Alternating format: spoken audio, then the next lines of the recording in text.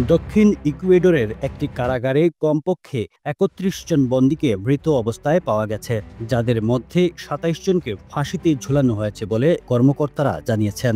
রবিবার ভোরে মাচালা শহরের এল ওরো কারাগারে প্রতিদ্বন্দ্বী গ্যাং সদস্যদের মধ্যে সংঘর্ষ হয়ে ৪ জন বন্দী নিহত এবং ৩০ জনেরও বেশি আহত হয়েছেন।